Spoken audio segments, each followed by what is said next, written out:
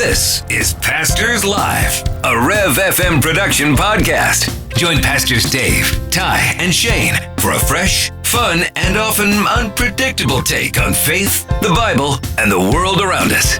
It is a fantastic Friday. I'm so excited for Friday, but today is also D-Day. We're going to come and talk about that in a minute. We've got some great Bible readings today. It is also, we're going to talk about this. It's National Donut Day. Vitamin D. And is it also National Drive-In Movie Day? It is. So, nice. So basically, go get some donuts and then go to the drive-in movie. Yeah, By the way, they're showing Lilo and Stitch.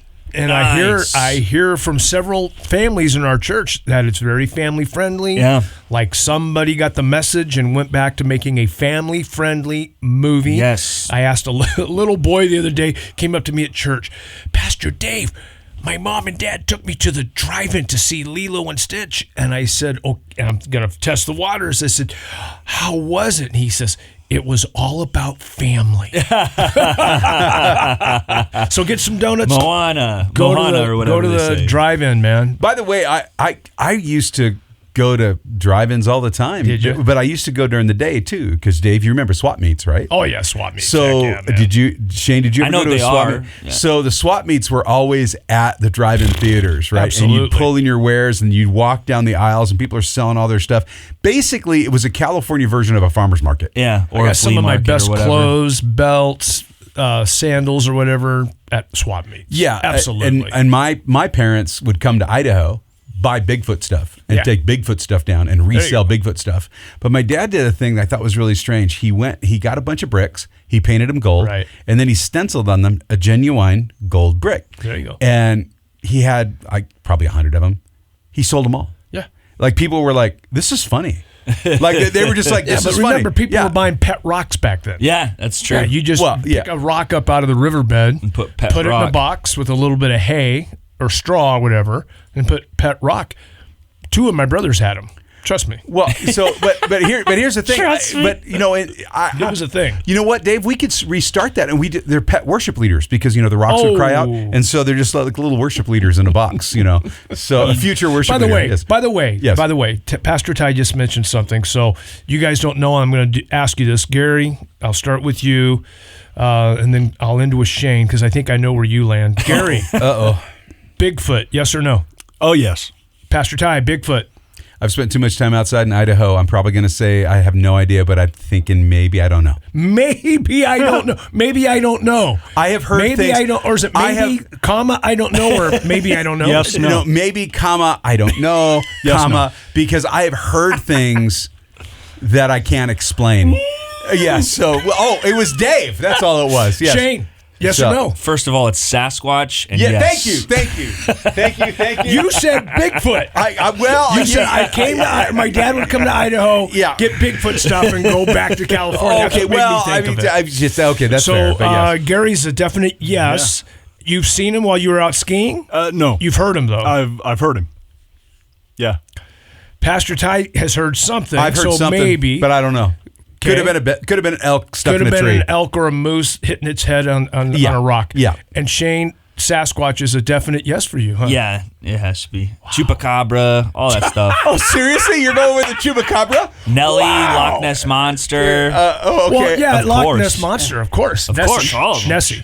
Yeah, Yeah, Nessie. of course. So, I didn't know that was a question. Okay, so for our listeners, So, yeah, we're gonna say- Pastors Live yeah, at the Pastors Live. Rev.fm. Pastors Live at the Rev.fm. Is it a thumbs up or a thumbs down on Sasquatch or Bigfoot or Nelly or to believe. so yeah. And by the way, I'll be honest with you. I'm more worried about Chupacabra than I am than Sasquatch. I just want to let you know. I'd be more Chupacabra concerned. is that's just insane, dude. that's like a goat with rabies, yeah? No, It's like a Jane. Oh, they eat goats, don't they they? eat goats. Yeah, they yeah, eat that's right, goats. that's right. They're like a Uh-huh. like a jackal. Yeah, it's a creepy looking thing. But it's funny because if you think about it, I'm not a superstitious person. I've had a black cat for years just to prove it. Because people freak out about superstitions, but we talk about things like this. There are things in this world that you can't explain, Of course. and I'm okay with that. But it's interesting because you start talking about stuff like this, and then you start talking about distractions, right? So for me, Bigfoot, I got introduced to Bigfoot through the $6 Million Man. Sure. That's where all that started for me. Shane, that's Steve Austin. Lee Majors was the actor. I know you weren't born yet, but it's a good point. I thought you were talking about Stone Cold Steve Austin. I think he probably is worth $6 million too. He is Bigfoot. Well, okay. So this conversation then leads to kind of one of our questions, because there's kind of a debate apparently between which one of us is older, Dave, you or me. Seriously? It's not even close. I'm much older than Pastor Ty. Yeah. Yes. So, and that's from Michelle in Idaho Falls. Oh, that's funny. Yeah, but so the reality is, that's a real question. It's a real question. No, Michelle, I am much older than Pastor Ty by, I think, 8 or 9 years, something like that. Ty was my little brother. Yes. Back in the day, back in the early 90s, late 80s, my little brother in Christ. I wouldn't have survived. survived. Now he's my pastor. Yeah, well, I wouldn't have survived ministry without Dave. I don't know about that. Well, but God would have raised up somebody else, but that kind of friendship certainly kept us both going. Yeah, because there were things that I really struggled with as a young guy in ministry, and looking back on it, David gave me just a few tools to really help me there. And one of the things that Dave said, which I've said to probably hundreds of guys, is leave when it's good. Right. Never leave when it's bad. Right. Always leave when it's good. And there's some truth to that, and there's truth to that in the corporate sense too. Sure. I mean, right. Even in the corporate world, Yeah, you don't want to storm out of a meeting, pack your bank box, and walk out. I'll show them. Yeah, you'll show them that they can live without you. Yeah. Yeah. Better to leave when your supervisor, employer, or pastor, or whatever it might be, is going to go, man, we are going to miss you. What are we going to do without you? And then the next day they figure it out. And that's pretty much how that works. Yeah, but who is that guy? Who used to sit in this office again? I remember. He was really kind. He was good. Anyways, I remember back in the day, John Corson used to tell us guys that were on staff at the Applegate. He would say, "I want you guys to get a glass of water, put your finger in the water." Pull it out as fast as you can and see how long it takes the hole in the water to fill up. That's how indispensable we are, guys. Right? Yeah. God can replace us like that. Yeah. Well, yeah, and I think that there's something that we have to remember about all that God has called us for a purpose. Right. Exactly. Right? And when we're walking in that purpose and we're walking in that, there's fruit.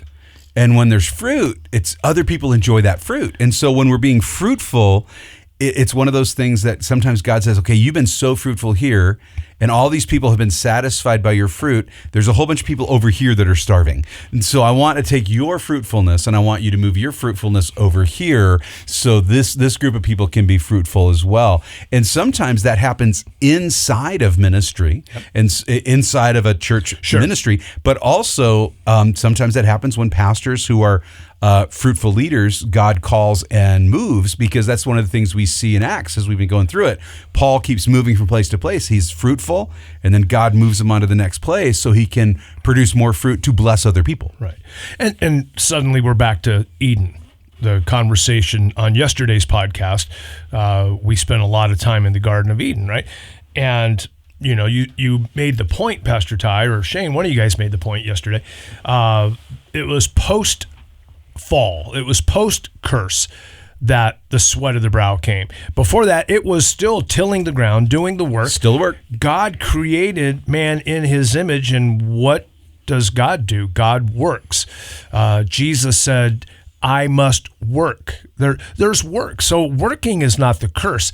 It's the working with, when it becomes a sweat.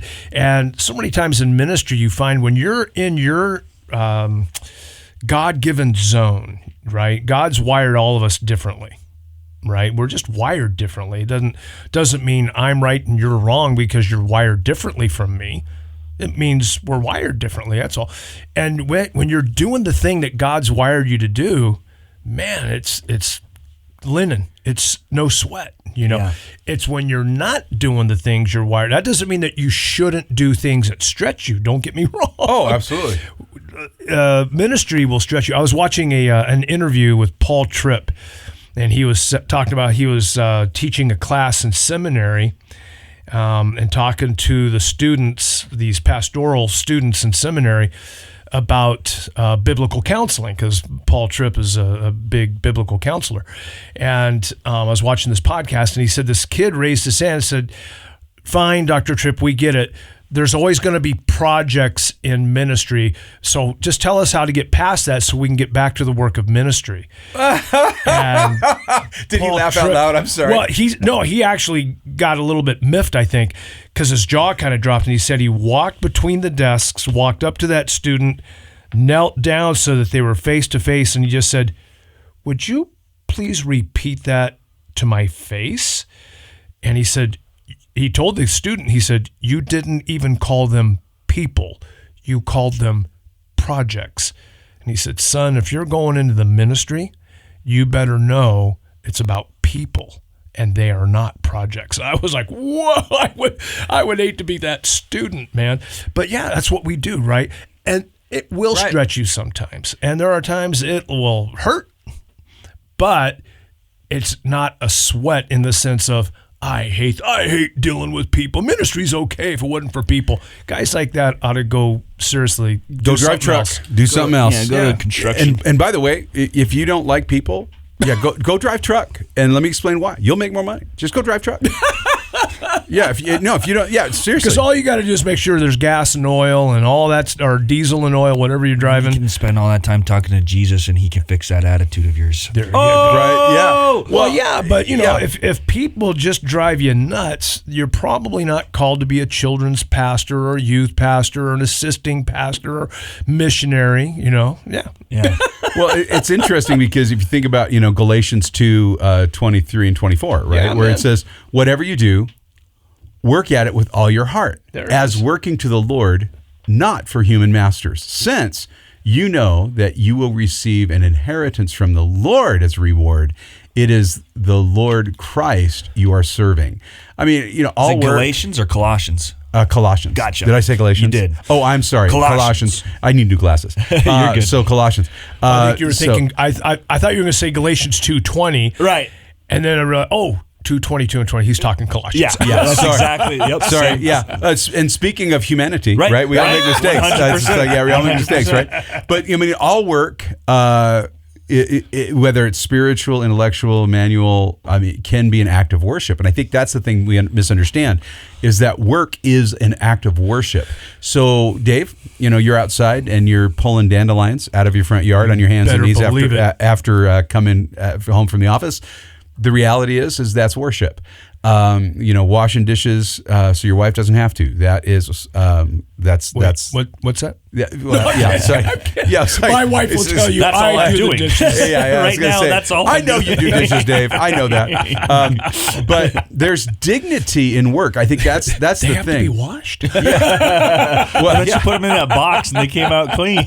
right? Yeah, exactly. We got this funny box on the wall. Yeah, it's really weird. But the idea that, Proverbs 22:29, and the ESV says, do you see a man skillful in his work?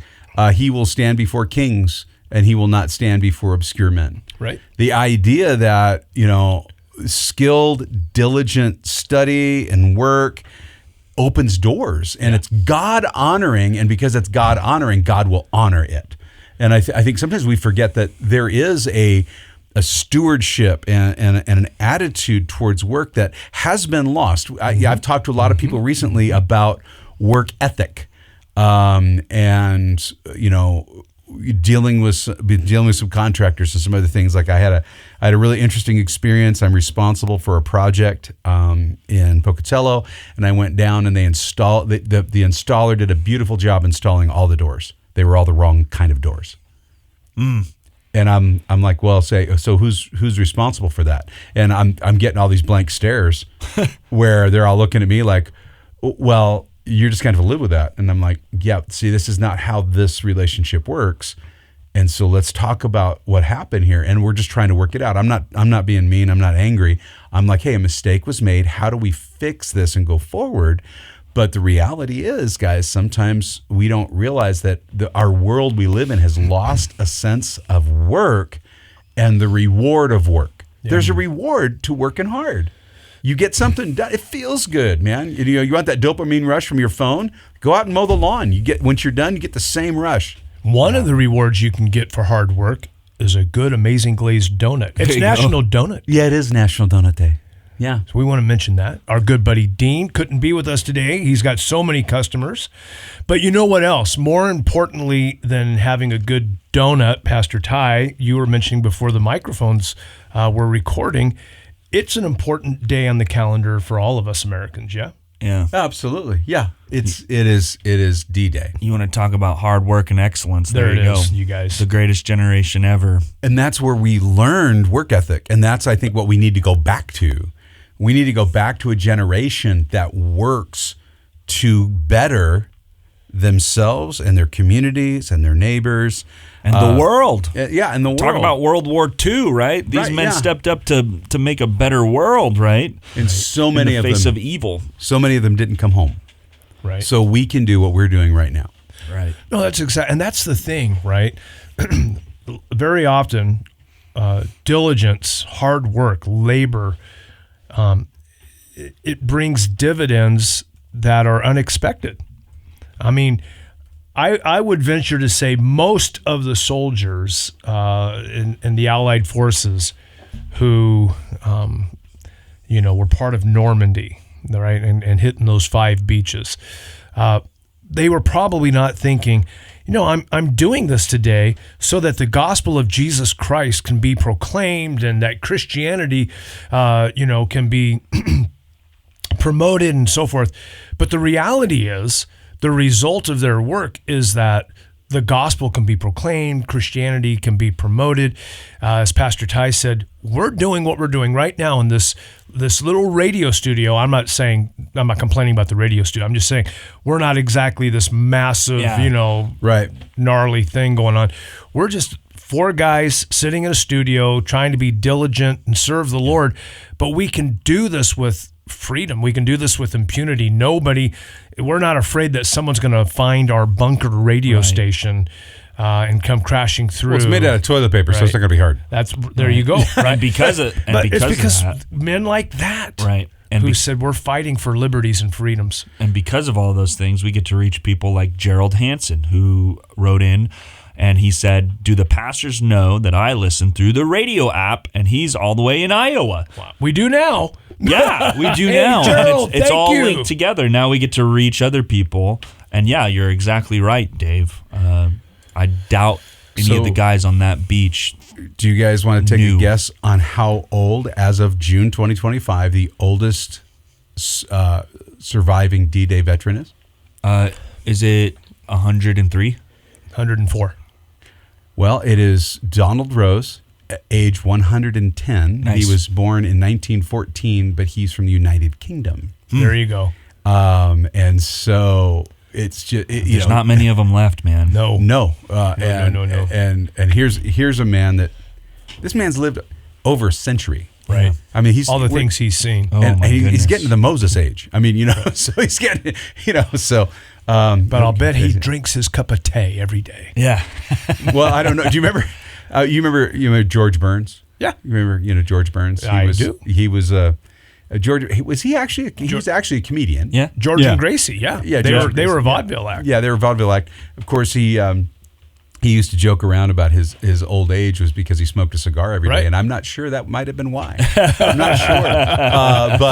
But listen, we'll ask C.H. Spurgeon when we get to heaven. Yeah, but he did stop doing it though because of a billboard. Temporarily, yes. Hey, so listen, it is D-Day today. So if you see a veteran, say thank you for your service. That's important. But also, hey, go out and get a donut. It's National Donut Day. And you know what? I'm Take kind your of kids to the excited. drive-in. Yeah, take your kids to the drive-in when it's a family-friendly movie. I think you should do that. I just realized, hey, you know, I should probably do that. We should just grab a couple blankets, take the top off the Jeep, and go to a drive-in because we haven't done Just that in a an while. old So, On a school date. You and Mama. yeah, and How fun would that be? We used to, I had a little pickup truck. We used to do it in the pickup truck, and we just throw chairs in the back and then sit. But it's always weird, when it would start to rain and you'd have to get inside and put the little speakers in there. They do it differently now. They do it with the radio transmitter, Right, so yeah. you're using your car stereo. Where we were always, in that space of having to put the little cable to. Did you ever close, David? Did you ever run between movies? So they used to do them chain 2 at a time, right? Normally, and there'd be this intermission, and everybody would head to the house to get French fries and by the way, some of the best burger joints were drive-in theaters. Yeah, the drive-in. Yeah, right. You get fries and burgers and all that stuff. I remember one time, and you start running down, and you're heading to the playground, which is right down in front of the movie theater, right, or the screen. The screen, sure. And you're running down, and you run between a couple cars, and you misjudge it, and you get clotheslined because they no, have that this never big. happened. You never happened. That never happened to me. Happened to me all the time, man. So he said as he rolled his eyes. yes, he did. Hey, listen, you're loved, your family. Enjoy your Friday. Come and join us for church this weekend. Come on. Water Springs Church here in Idaho Falls. Check us out online at watersprings.net. We hope to see you there. God bless you. We'll talk to you on Monday. You've been listening to Pastors Live, a Rev FM production podcast. Join us again for more Bible talk, laughter, and unexpected tangents. Questions or feedback? Pastors Live at therev.fm. And don't forget to subscribe and leave a review.